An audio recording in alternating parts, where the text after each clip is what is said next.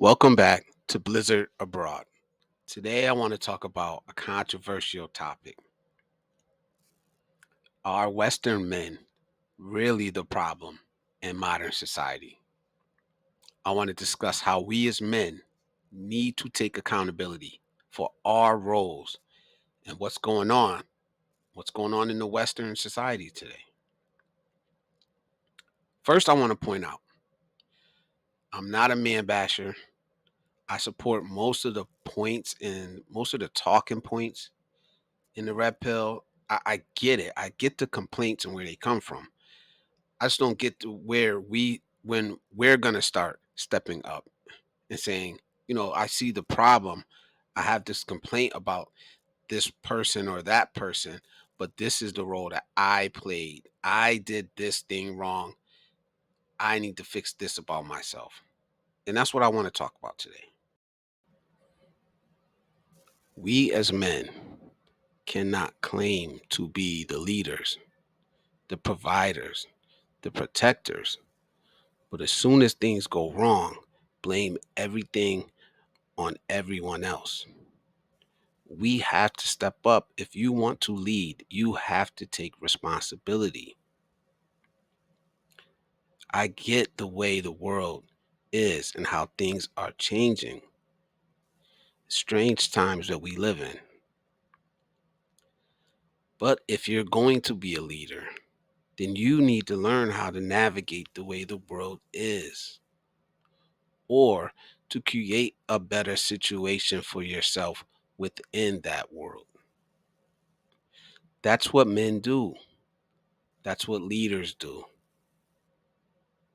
So it does bother me when I see men who have placed themselves in a certain situation, whatever it is, and then do nothing to get themselves out of that situation, or just complain about everyone else's role within that situation. I understand. I've been married and divorced. I have a child with a woman that I wasn't married to. I've been on child support. I placed myself on child support because I didn't want to deal with, certain things. I would rather just say, here, this is coming to you weekly, and then anything else I will take care of. That was my decision. It was my decision to get married in the first place. I knew the laws. I knew what divorce would look like if it went that way. So I can't complain about what comes of that decision that I made, the consequences of it.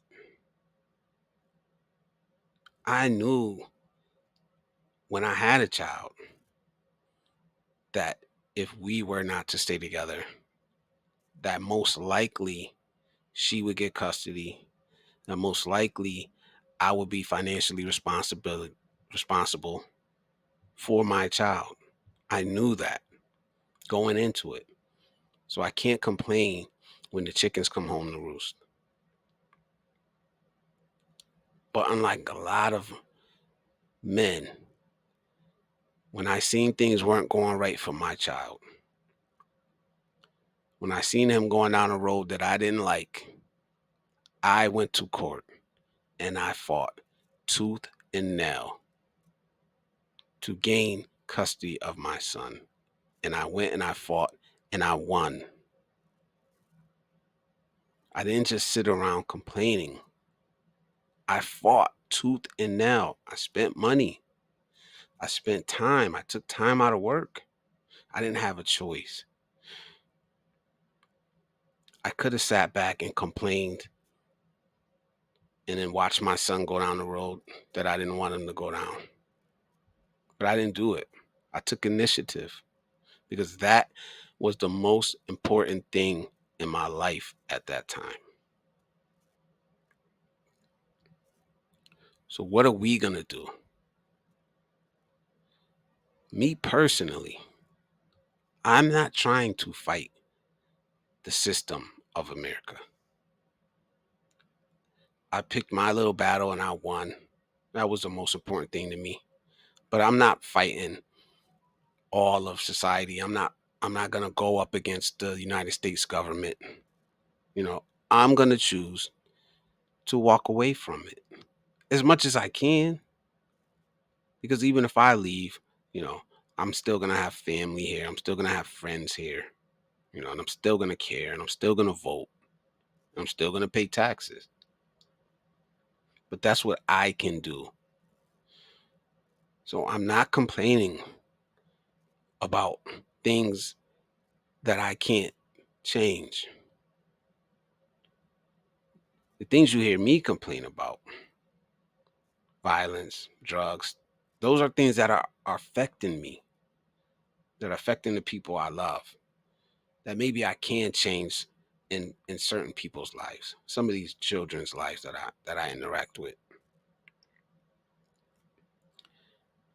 But you don't hear me up here complaining about things that I have no interest in, things that don't affect me, things that I can't change, things that I won't get anything out of. That's time wasted. That's energy wasted that I can be putting in to myself or the people that I love and care for.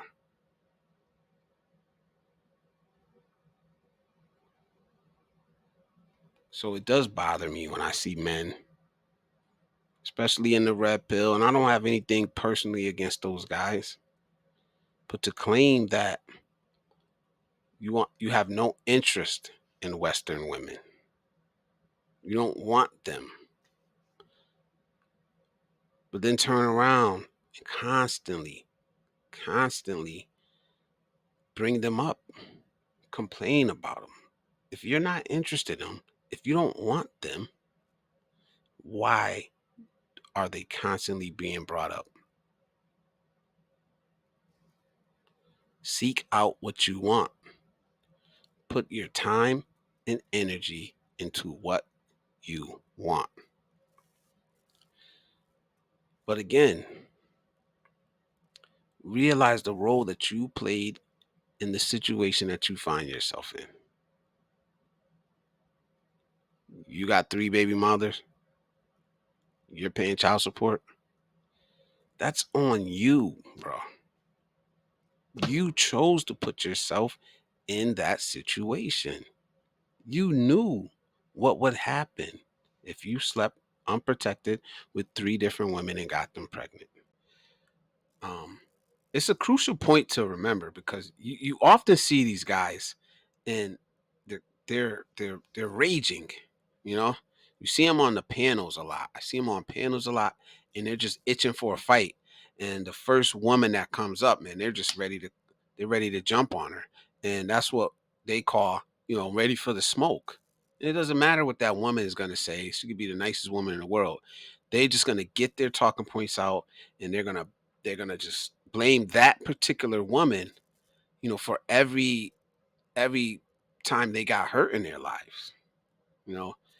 But you got to remember that you can't argue someone into changing. You can't shame someone into changing. You may be able to make a person reflect on certain points, but people will not change until they are ready to change. And that is usually when they hit rock bottom. So some guys, and you see, they go so hard shaming and blaming women for all of their problems that they don't even realize that they've become the very thing that they are complaining about. It's the cycle of blame. The cycle of blame doesn't solve anything. It only perpetuates negativity. If you're blaming all your problems on someone else, then you're not doing the work to fix the problem that you have. So, as a Western man, as Western men, we're not taking responsibility for the situations that we place ourselves in. Blaming women won't actually get the work done. We need to be solution based. This applies to whether we're living in our home countries or we're traveling abroad. Because when we travel overseas to retire, live, or date, we got to ask ourselves, are we taking our Western ways with us? So if you're looking to change, if you're looking for a change, you need to change yourself first. Don't bring the same man with you when you leave the country. You can only do that if you're able to take a good look in the mirror and admit that you're not perfect. You haven't been perfect. You've never been perfect. You never will be perfect. And that's okay. It's all about growing. It's not about being perfect. It's all about learning from your mistakes and growing and moving forward. So the more I watch this content, the more I'm trying to absorb everything I can absorb.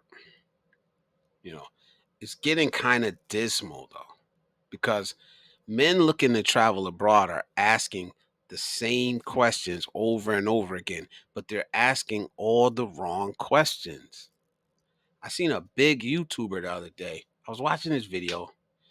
Um, I wasn't subscribed on the Blizzard Abroad channel. I was just subscribed on my old channel I have for coaching.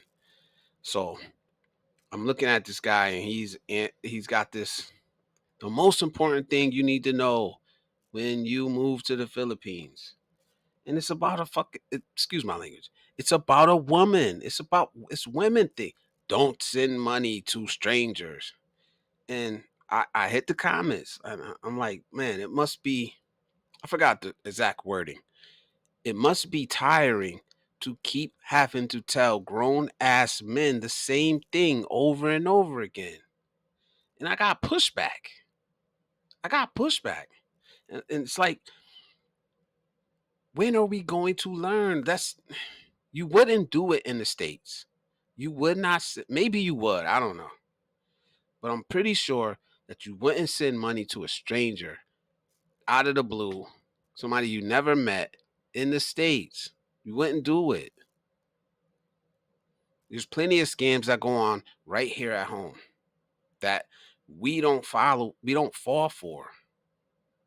But when it's a woman, and I don't I don't get it, because you don't trust women here. You blame everything on the women here, but you expect some stranger 8,000 miles away to have your best interests at heart. And these guys are like, "Oh, it's not common sense." It is common sense. You mean to tell me that you're from America? You worked your way up the corporate ladder in the most dog eat dog economy in the world. It's not easy. You don't have common sense to know that you're not going to send money, the life savings, to a stranger that you never met before. You're smarter than that. We're smarter than that. So stop making your travel plans, your travel itinerary, stop making it all about women. That is not your first priority. There are things that are way more important to know about traveling abroad than women. What about the culture, guys? What about the language? What about the cost of living? What about healthcare? What about the laws in the country? What about your visas? What about all this other stuff that's way more important? The women aren't going anywhere. And it's sad that you keep seeing these grown men. Some of them are very successful men, and they're asking the most simple questions that if you actually sat and thought to yourself, you would realize that I know all these things already. I know how to protect myself. I know how to protect my assets. Why am I willing to give this up for some woman that I never met? Why am I willing to travel 8,000 miles to tuck myself under a woman? You wouldn't do it here. Why are you doing it there? And you need to look in the mirror and really ask yourself that, because you cannot have all these complaints about Western women. You don't want to take any of the blame for whatever went wrong in your past relationships, but you're willing to travel 8,000 miles to a place where you know nobody. You didn't take the time to learn the language. You didn't take the time to learn the customs. You didn't take time to learn the laws. And you're going to put your life, your future, your financial stability in the hands of a stranger. You know better than that. You're smarter than that. So if you're considering moving abroad, just be careful. Take your time. Go step by step. Make a plan and follow your plan no matter what. Follow your plan. Maybe your plan is only to meet a woman. That's fine, but at least make a plan how it's going to get done. All right. And I'll be honest, man. I know we shouldn't pile on weak men, because some of us are weak men. And we just have to admit it. I'm not saying I'm better than anybody. I'm absolutely not better than anybody, you know. But we're all not the same. We're all not coming from the same place. We're all not coming from the same starting point, and we're not all not headed to the same destination, you know. And there are weak men. You see them every day. We love them. We'll take care of them. We look out for them, but we need to stop giving them a pass. To each his own, but it's your responsibility to do the proper research before you make any decision. Any decision. You also have to take responsibility for your own failures. Listen, I support anyone that chooses to pursue their happiness wherever they please. I agree with a lot of the talking points and grievances of Western men. But what I don't agree with is us not taking responsibility for our own roles that we play. We're responsible for the positions that we find ourselves in. And I gotta say to the older guys, because this is one point that I see a whole lot. To the older guys, especially the older boomer generation men, because they like to criticize the younger generations. I'm gonna say this: you guys were alive during second wave feminism that you complain about. You call the younger generations weak all the time. But we are your sons and grandsons. What did you teach us? What did you leave us? What did you leave behind? Realize that the boomer generation is the last generation of dual parent households.